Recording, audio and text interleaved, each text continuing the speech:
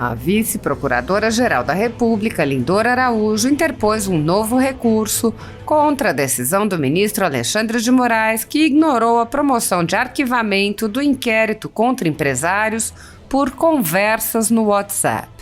No recurso, a vice-procuradora-geral rebate o argumento de que o recurso anterior teria sido intempestivo e reitera os argumentos do recurso anterior, que apontavam uma série de vícios, inconstitucionalidades e ilegalidades na investigação. Os vícios apontados pela vice-PGR incluem a falta de competência do relator, a determinação de medidas cautelares e diligências investigativas sem prévios conhecimento e manifestação do órgão ministerial e falta de justa causa e atipicidade das condutas apuradas, configuração de fishing expedition, ilicitude das provas coletadas e constrangimento ilegal. Além disso, o documento reitera que houve desrespeito à prerrogativa processual de intimação pessoal nos autos, garantia reservada ao representante do Ministério Público. Araújo apontou: a imediata interposição de outro recurso justifica-se diante do quadro de inconstitucionalidades e ilegalidades que sobressaem da apuração, dão aso a nulidades absolutas e acarretam a vigência de indevidas restrições de direitos e garantias fundamentais. A vice-procuradora-geral da República pede que o relator reconsidere em caráter de urgência a decisão e, caso contrário, envie a solicitação para julgamento do colegiado.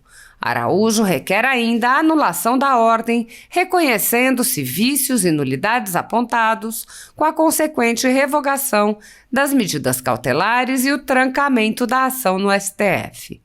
Entre as nulidades mencionadas pela vice-procuradora-geral da República, Lindora Araújo, como a ausência de crime a ser investigado e a ausência de causa para as medidas invasivas, há uma seção que descreve a prática de fishing expedition, que, embora vetada pelo ordenamento jurídico brasileiro, é habitual nos inquéritos do ministro Alexandre de Moraes.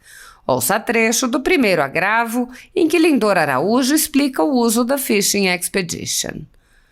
Diante das narradas inconstitucionalidades, ilegalidades e ausência de justa causa e de tipicidade penal das condutas em investigação, a situação fático-jurídica desta petição, com as respectivas drásticas medidas cautelares decretadas como primeiros atos da investigação, podem configurar a prática denominada de fishing expedition, que consiste em uma persecução penal especulativa indiscriminada, sem objetivo certo ou declarado, com a esperança de buscar quaisquer provas que embasem eventual futura acusação contra os investigados.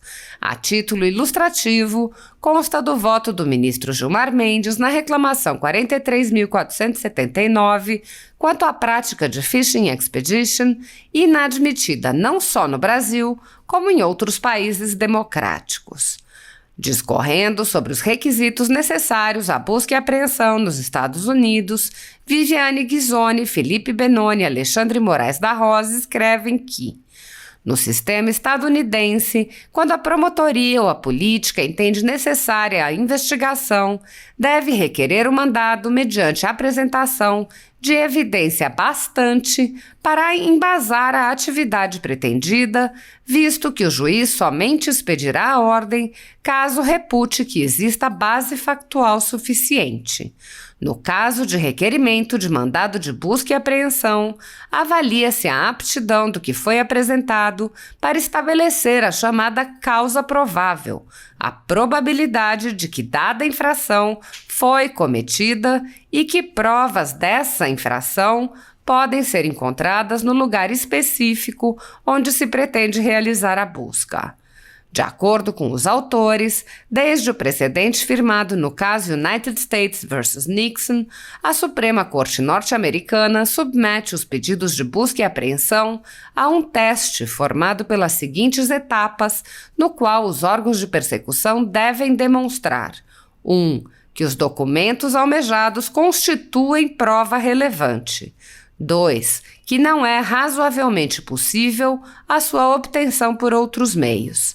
3. Que a parte não consegue preparar-se propriamente para o julgamento sem essa prévia produção e inspeção e que o insucesso em obter essa prova pode atrasar de forma desarrazoada o julgamento.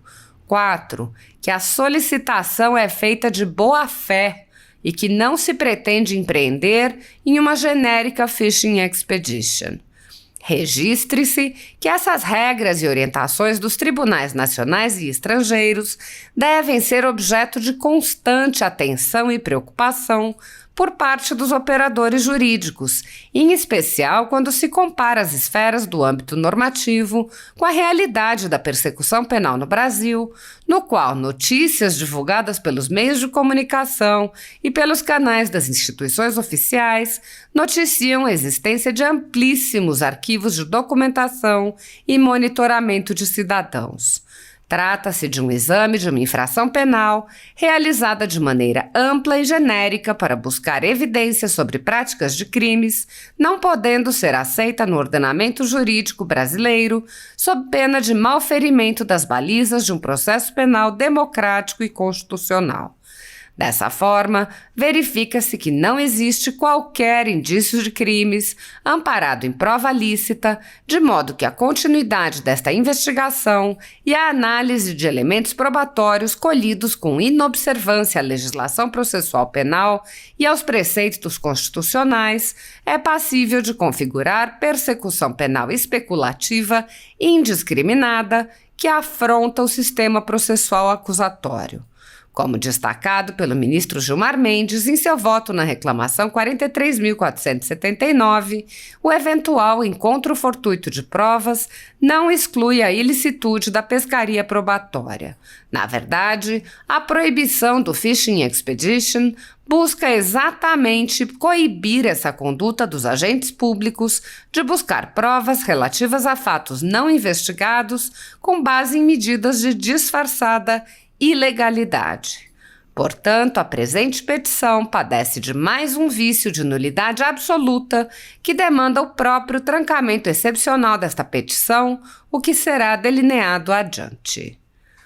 Na conjuntura política atual do Brasil, muitas pessoas estão sendo tratadas como subcidadãos, sendo perseguidas implacavelmente por medidas judiciais invasivas e arbitrárias, sem direito razoável ao contraditório e à ampla defesa, pelo simples motivo de terem manifestado apoio ao presidente Jair Bolsonaro. Por expressarem suas opiniões, são alvo de CPIs, de inquéritos secretos conduzidos pelo ministro Alexandre de Moraes no Supremo Tribunal Federal, ou são vítimas de medidas arbitrárias, como prisões políticas, apreensão de bens, exposição indevida de dados, entre outras. O presidente Jair Bolsonaro advertiu recentemente para uma manifestação anterior da subprocuradora Lindora Araújo, que mencionou o uso da técnica da Fishing Expedition por parte do ministro Alexandre de Moraes. A técnica é comum nos inquéritos conduzidos por Moraes contra adversários políticos, jornais independentes e cidadãos que se expressem de maneira crítica contra a conduta de ministros da Suprema Corte. Neste modus operandi, o investigador promove uma devassa em pessoas escolhidas por ele para procurar algum indício ou algum motivo para acusação, em contrariedade ao preconizado pelo direito que deveria investigar fatos. Bolsonaro disse: há uma figura dos advogados, joga a rede. O cara joga a rede, depois puxa a rede, vê o que tem nela e acusa a pessoa. Se eu pegar qualquer um de vocês, quebrar os sigilos de vocês, tua esposa, teu irmão, teu tio, teu avô, teu padrasto, vou achar alguma coisa. Ah, o cara comprou 20 mil reais, um carro de um tal fulano. Vai que esse fulano é traficante e ninguém sabe disso. Opa, vamos investigar essa pessoa por relação com o tráfico. É isso que os caras fazem. O presidente falou sobre uma das medidas tomadas por Moraes: quebrar o sigilo do meu ajudante de ordens. E isso eu não vou adjetivar aqui que é um crime que essa pessoa cometeu. O objetivo não é o ajudante de ordens, é ver as informações, as mensagens que eu troco com ele, algumas mensagens confidenciais. Neste contexto, o chefe de Estado foi enfático ao qualificar as ilegalidades perpetradas por Moraes. Eu vou para a Rússia, para os Estados Unidos, por exemplo, e troco mensagens com ele. Me levanta isso, aquilo, o que acha disso, daquilo, me abastece com informações. Isso o Alexandre de Moraes tem em mãos. Tentar uma maneira, no joga-rede, de me incriminar em algum lugar. Ele está fazendo tudo de errado e, no meu entender, ele não vai ter sucesso no seu intento final. Tenho certeza disso. Em inquéritos conduzidos em cortes superiores, observa-se um adicional procedimento característico. Matérias da velha imprensa atribuem um rótulo ou marca a um grupo de pessoas e isso é tido como suficiente para quebras de sigilos, interrogatórios, buscas e apreensões, prisões e confiscos. As matérias e depoimentos de pessoas suspeitas são aceitas sem questionamento e servem de base para medidas cautelares contra as pessoas marcadas.